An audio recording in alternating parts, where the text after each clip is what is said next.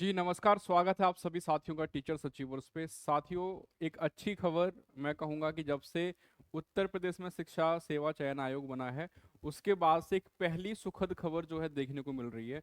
और शायद आज ये चीज़ हम लोग बोल पा रहे हैं। देखो, बहुत बड़ी तो नहीं है, लेकिन हाँ, कहीं ना कहीं शुरुआत हो चुकी है।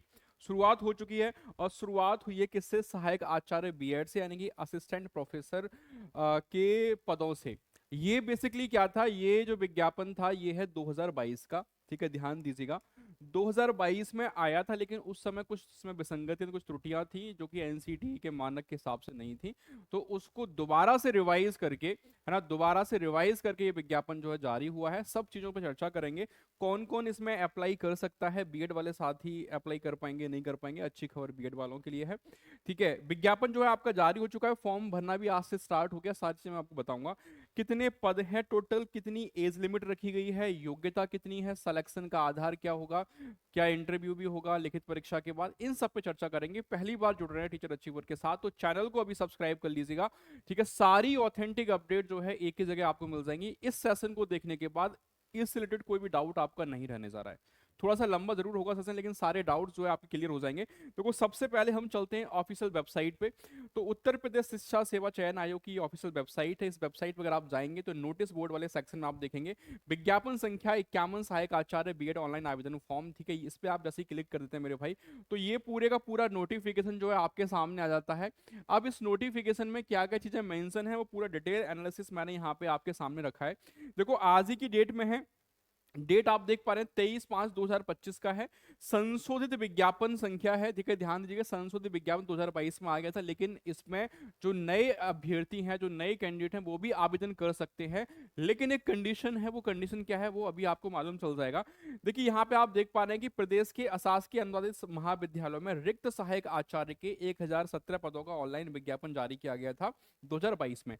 इस ऑनलाइन विज्ञापन में सहायक आचार्य बीएड जो ये आया था, सहायक आचार्य का 1017 पदों का, इसमें अगर आप देखेंगे तो इसकी इसी विज्ञापन के अंतर्गत जो आचार्य बीएड के जो पद हैं सहायक आचार्य के, वो कितने थे? 107 पद थे। ठीक है, उनका विज्ञापन भी प्रकाशित किया गया, जिसमें आवेदन की अंतिम तिथि कितनी थी? 31/8/2022। लास्ट डेट कितनी थी? 31/8/2022 थी। विज्ञापन प्रकाशन के उपरांत माननीय उच्च न्यायालय इलाहाबाद में जो एक केस बेस पड़ा, याचिका नंबर वहां पे दे रखा है। ठीक है, तो उच्च न्यायालय के आदेश के अनुसार सहायक आचार्य बीएड की जो अहर्ता एनसीटीई के जो मानक हैं, जो स्टैंडर्ड सेट कर रखे हैं एनसीटीई ने, उसके अनुरूप नहीं होने की वजह से इसको रद्द करते हुए पुनः विज्ञापित करने का आदेश जो है वो पारित किया गया था। तो माननीय उच्च न्यायालय के द्वारा ये जो आदेश आया था, ठीक है, तो उसके बाद से यहाँ पे क्या है, इन्होंने उसको दोबारा से रिवाइज करके विज्ञापन दिया है। अब इसमें जो नए साथी हैं वो बिल्कुल फॉर्म भर सकते हैं, लेकिन उन्होंने एक कंडीशन इसमें लगाई है। वो देखेंगे कि पारित आदेश दिनांक 1/9/2023 के अनुपालन में पुनः सहायक आचार्य बीएड के 107 पदों का ऑनलाइन विज्ञापन प्रकाशित किया जा रहा है। यानी पद कितने हैं? 107 हैं, जिसमें विज्ञापन संख्या 51 की जो अंतिम तिथि थी, लास्ट डेट कितनी थी? 31/8/2022 तक एनसीटी द्वारा निर्धारित अहर्ता धारित करने वाले अभ्यर्थी द्वारा ही आवेदन किया जाना है। अब देखो, ध्यान रखो, अगर मान लो किसी ने जो जिसमें जो योग्यता डिसाइड करी गई है वो इस डेट के बाद करी है, इस डेट के बाद करी है, तो आप फॉर्म नहीं भर सकते। ठीक है, 31/8/2022 तक अगर आपने वो योग्यता धारण कर रखी है तो आप बिल्कुल इसके लिए एलिजिबल हैं। यानी 2022, ये डेट ध्यान रखिएगा, 31/8/2022 तक ये वेबसाइट दी गई है। आवेदन जो है वो आपका रजिस्ट्रेशन स्टार्ट होने की तिथि 23 मई 2025, यानी आज से ही स्टार्ट हो गया है। शुल्क जमा करने की जो प्रारंभ तिथि है वो 24 मई है, और आवेदन की जो रजिस्ट्रेशन की अंतिम तिथि है वो कितनी है? 12 जून है। ठीक है, तो यानी आज से स्टार्ट हो गया है, 12 जून तक आप लोग आवेदन कर सकते हैं। सभी जिन लोगों ने पहले कर रखा है, वो भी जिन्होंने नहीं किया वो भी, ठीक है, सब लोग इसमें आवेदन कर सकते हैं। बस कंडीशन यही है कि 31/8/2022 तक आपके पास जो योग्यता है वो होनी चाहिए। अब देखो मेरे भाई, और क्या क्या मेन बातें इसमें शामिल हुई हैं, वो मैं सारी बातें ये सेशन देखने के बाद, इससे रिलेटेड कोई भी डाउट आपका नहीं रहेगा। इन पदों के सापेक्ष चयन हेतु तत्कालीन विज्ञापन संख्या जो 51 था, उसमें आवेदन की अंतिम तिथि 31 अगस्त 2022 तक। एनसीटी रेगुलेशन 2014 के अनुसार सहायक आचार्य बीएड की शैक्षिक अर्हता धारित करने वाले भारत के नागरिक। अब देखो, एक सबसे बड़ा प्रश्न ये भी है कि क्या ओनली उत्तर प्रदेश के साथ ही इसमें अप्लाई कर सकते हैं? नहीं, अगर आप उत्तर प्रदेश से बाहर के भी हैं तो भी आप इसमें एलिजिबल हैं। उत्तर प्रदेश से बाहर के जो साथी हैं वो भी बिल्कुल आवेदन कर सकते हैं।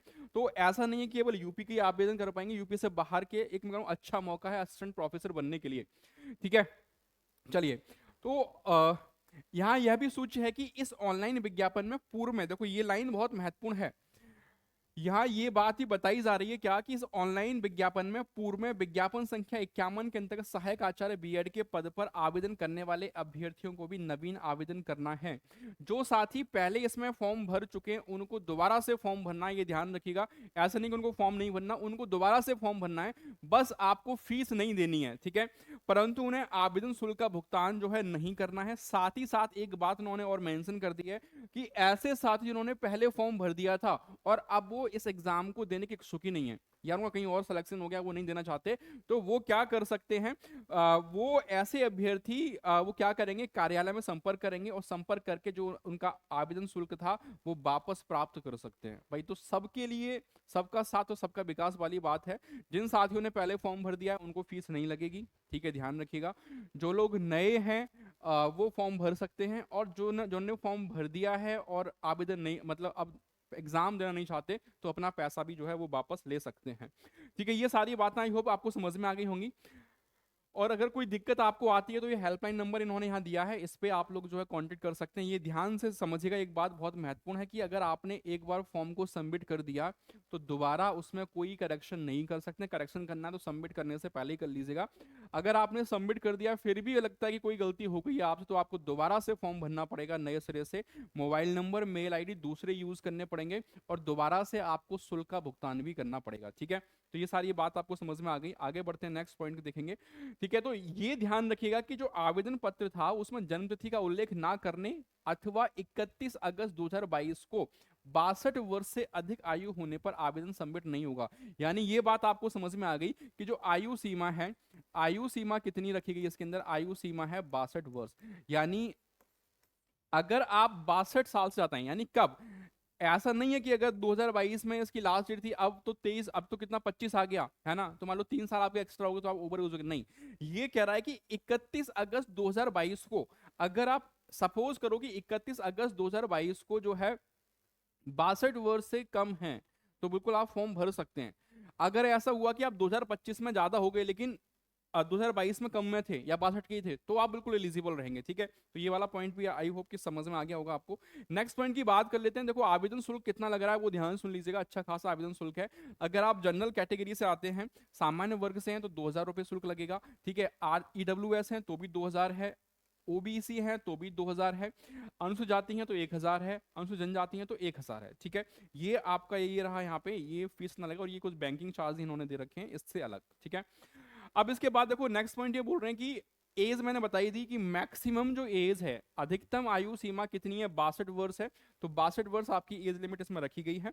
और अगर आप उत्तर प्रदेश से बाहर, वेतन देखो काफी अच्छा खासा है, एक बार ग्रेड ये देख लीजिएगा एक बार, जो वेतन नाम है पे आपका वो 6000 का है, तो अच्छी खासी सैलरी है, मतलब बहुत अच्छी खासी सैलरी आप ये कह लीजिए। ठीक है, चलिए अब आगे चलते हैं। यहाँ पे ये बात मैंने बताई दी आपको कि क्या क्या चीजें इसमें मिलेंगी, और यूपी से अगर बाहर के हैं तो भी आप फॉर्म भर सकते हैं। मेन बात यहाँ पे फंसी हुई है, ठीक है ना, मेन बात ये है मेरे भाई की अनिवार्य शैक्षिक योग्यता। अनिवार्य जो शैक्षिक योग्यता है वो आप ध्यान रखेंगे, असिस्टेंट प्रोफेसर बीएड हेतु जो न्यूनतम अर्हता है वो क्या क्या है, ध्यान सुन लीजिएगा। सबसे फर्स्ट पॉइंट पे है आपका कि 55 यानी 55% अंकों के साथ विज्ञान, गणित, सामाजिक विज्ञान, वाणिज्य, भाषा, कोई भी लैंग्वेज हो उसमें परास्नातक की उपाधि, यानी आपने पीजी कर रखा हो। ठीक है, बीएड शिक्षण हेतु विशेषता के क्षेत्र से संबंधित विषय में 55% अंकों के साथ परास्नातक उपाधि, एमएड शिक्षण हेतु 55% अंकों के साथ एमएड उपाधि। ठीक है, या फिर आपके पास 55% अंकों के साथ शिक्षा शास्त्र विषय में परास्नातक आपने कर रखा है। ठीक है, या एमए शिक्षा शास्त्र आप बोल सकते हैं, और 55% अंकों के साथ बीएड, बीएलएड या फिर समकक्ष कोई और मान्य उपाधि वो आपके पास है। साथ ही साथ ध्यान रखिएगा, शिक्षा शास्त्र में पीएचडी यूजीडी अथवा विश्वविद्यालय अनुदान आयोग यूजीसी द्वारा आयोजित नेट अथवा समकक्ष परीक्षा उत्तीर्ण होना बहुत जरूरी है। तो ये बात आई होप कि आपको समझ में आ गई होगी कि ये योग्यता, ये ध्यान रखिएगा, अगर ये एलिजिबिलिटी आप धारण करते हैं, ये योग्यता अगर आपके पास है, तो आप बिल्कुल इसके लिए क्या है, एलिजिबल हैं।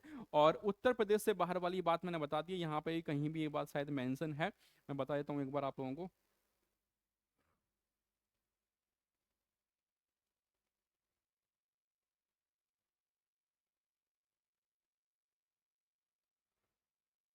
चलो शायद आगे दिया होगा, ठीक है। बट मैं आपको बता रहा हूँ कि अगर आप यूपी से बाहर के हैं तो बिल्कुल आप फॉर्म जो है भर सकते हैं, इसमें कोई ऐसी बाउंडेशन नहीं है। नेक्स्ट क्या क्या पॉइंट इसमें और जरूरी हैं आप लोगों के लिए, वो सारी देखो 22 पेज का ये पूरा नोटिफिकेशन है, मैंने जो मेन मेन चीजें हैं वो आपके लिए यहाँ पे मैंने जो रखी हुई हैं, तो आप इनको एक बार पढ़िएगा, सारी बातें जो है आपको समझ में आ जाएंगी। अब चयन का आधार क्या, सिलेक्शन प्रोसीजर क्या है, क्या सिलेक्शन होगा, सिलेक्शन का प्रोसेस क्या है। तो देखो भैया, चयन का आधार जो है वो लिखित परीक्षा, ध्यान से पढ़िएगा, लिखित परीक्षा और साक्षात्कार, यानी आपका रिटन एग्जाम होगा और उसके साथ जो है आपका इंटरव्यू भी है। लिखित परीक्षा में जो भी छात्र जो उत्तीर्ण होंगे उनको साक्षात्कार के लिए आमंत्रित किया जाएगा। लिखित परीक्षा हेतु बस यानी आपका जो पेपर होगा वो कैसा होगा, वो एमसीक्यू बेस्ड होगा, ठीक है, ध्यान रखिएगा, एमसीक्यू बेस्ड होगा, जिसमें आपका सामान्य ज्ञान एवं संबंध वैकल्पिक विषय, जिस भी विषय के लिए आप, जैसे कोई भाषा आपने ली, सामाजिक विज्ञान लिया, फिर कोई लैंग्वेज आपने हिंदी इंग्लिश लिया है, तो वो ये दोनों, यानी जनरल नॉलेज प्लस आपका जो वैकल्पिक विषय है वो होगा। लिखित परीक्षा के लिए निर्धारित अंक कितने हैं, 200, यानी 200 अंक की परीक्षा होगी, 200 अंक यानी 200 मार्क्स जो हैं आपके, उनकी परीक्षा आपकी होगी। और इसमें आप ध्यान रखेंगे, ये कह रहे हैं कि सामान्य ज्ञान के 60 प्लस वैकल्पिक के 140 अंक होंगे, ठीक है। जो 200 अंक हैं, 200 अंक में अगर आप देखेंगे 60 मार्क्स हैं, जो 60 मार्क्स हैं आपके, ये 60 मार्क्स कैसे हैं आपके, ये जनरल नॉलेज या जीके के बोल लीजिए। और जो 140 नंबर हैं वो आपके कैसे हैं, वो सब्जेक्टिव हैं, ठीक है। अब ये चीज देखिए, उसके बाद साक्षात्कार के 30 अंक, यानी जो इंटरव्यू होगा, इंटरव्यू के 30 मार्क्स डिसाइड किए गए। सभी विषयों में सामान्य ज्ञान के 30 प्रश्न एवं वैकल्पिक विषय के 70 प्रश्न, यानी ये बात क्लियर हो गई कि भैया जो एक प्रश्न है आपका, ठीक है, जो एक प्रश्न है, एक जो प्रश्न है आपका वो 2 अंक का होगा, ठीक है। कितना होगा, 2 अंक का होगा, एक प्रश्न आपका 2 अंक का होगा। तो ये बात क्लियर हो गई कि आपके 100 प्रश्न आएंगे टोटल, 100 आएंगे, 100 में से क्या होगा कि 30 तो किसके हैं, 30 आपके जनरल नॉलेज के हैं और 70 क्वेश्चन जो होंगे वो आपके सब्जेक्टिव के होंगे। प्रत्येक प्रश्न 2 अंक का होगा, ये बता ही दिया मैंने, ठीक है। जो आपका फाइनल कट ऑफ बनेगा 200 प्लस 30, इन 230 प्राप्त अंकों के आधार पर योग्यता क्रमानुसार चयन सूची निर्गत की जाएगी। इंटरव्यू के मार्क्स भी जो है वो उसमें जोड़े जाएंगे, तो ये बात ध्यान रखिएगा। और कोई भी नेगेटिव मार्किंग नहीं है, no negative marking, no negative marking, कोई नेगेटिव मार्किंग इसमें है नहीं। तो आप ये चीज समझ लीजिए कि 200 अंक होंगे, 100 प्रश्न आएंगे, ठीक है, 100 प्रश्न आएंगे, जिसमें से जो आपके 30 प्रश्न होंगे, 30 प्रश्न जो होंगे वो आपके जीएस जनरल नॉलेज के होंगे। और जो 70 प्रश्न होंगे, 70 प्रश्न आपके विषय के होंगे, और एक प्रश्न 2 अंक का होगा, कोई भी नेगेटिव मार्किंग इसमें है नहीं, ठीक है।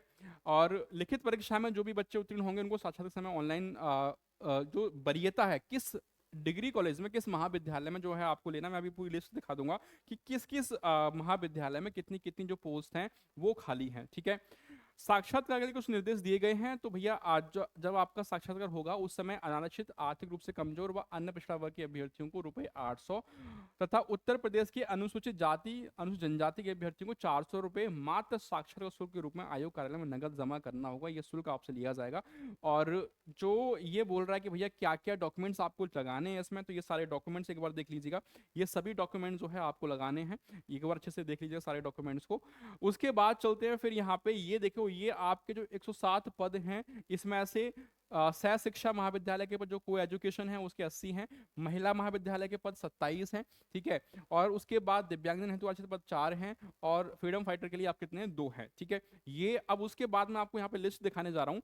प्रदेश के अशासकीय सहायता प्राप्त महाविद्यालय में रिक्त सहायक आचार्य बीएड के अधियाचित पदों पर क्षैतिज आरक्षण लागू होगा। तो यहाँ पे कितनी कितनी संख्या है वो एक बार आप लोग देख पा रहे हैं, पूरी लिस्ट दी गई है। मुनीश्वर दत्त स्नातक महाविद्यालय प्रतापगढ़ का हो गया, मदन मोहन मालवीय, ठीक है, ये आप देख सकते हैं बांदा, आगरा, हमीरपुर, जालौन, कानपुर, ठीक है, बिजनौर, संभल, मुरादाबाद, जौनपुर, ठीक है, उन्नाव, अमेठी, ये सब आप देख पा रहे हैं। ये सारे नाम यहाँ दिए गए हैं। यहाँ पे क्या है, आपकी जगह जो है खाली है।